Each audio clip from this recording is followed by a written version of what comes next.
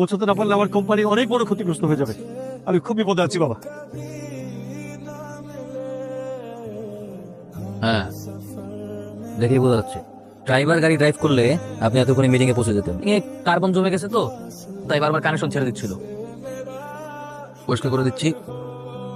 আমার মনে হয় ঠিক হয়ে গেছে। আপনি একটু স্টার্ট দিয়ে দেখতে পারেন। হয়ে যাবে? হয়ে গেছে, আপনি স্টার্ট দিয়ে দেখতে পারেন। বাবা তোমাকে অনেক অনেক ধন্যবাদ। আসলে তোমাকে আল্লাহ আমার কাছে ফেরেশতার মতো পাঠিয়েছেন। আজ মিটিং এ পৌঁছাতে না পারলে আমার যে কত বড় ক্ষতি হয়ে যেত, আমার কোম্পানির দেউলিয়া হয়ে যাওয়ার মতো হয়ে যেত। না বা কোনো সমস্যা নাই। দেখেন, আমার এইভাবে বলবেন না। আমি শুধু মানুষের দায়িত্বটা পালন করছি। কল করতে পারো। এখানে আমার নাম্বার আছে। আসি বাবা, থ্যাংক ইউ।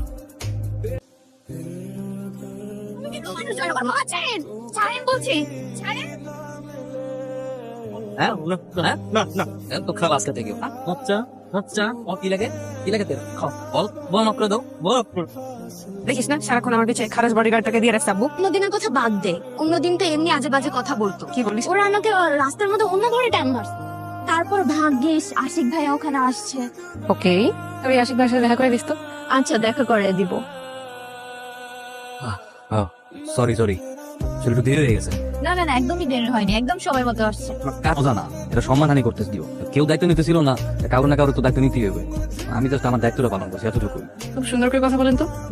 সুন্দর ভাবে কথা বলার কিছু নেই, সত্য কথাটা বললাম। কি খাবেন?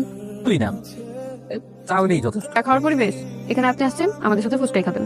এই যা, ফুচকা অর্ডার দে। আচ্ছা তোরা বস, আমি তোর অর্ডারটা দিয়ে আসি। ওই যে আমি ওই দিন ওই 12,000 চাল ওই দিন গ্যারেজ ছিল না তো, আমি খাওয়াইতে গেছিলাম। আচ্ছা, আমি খুব অবাক হইলাম আপনি এগুলো ভিডিও করে রাখছেন। না না, আমি খুব অবাক হইলাম আপনি এগুলো ভিডিও করে রাখছেন। না আমার এইসব মোমেন্টস অনেক ভালো লাগে তো, তাই। আমি খুব সাধারণ মানুষ।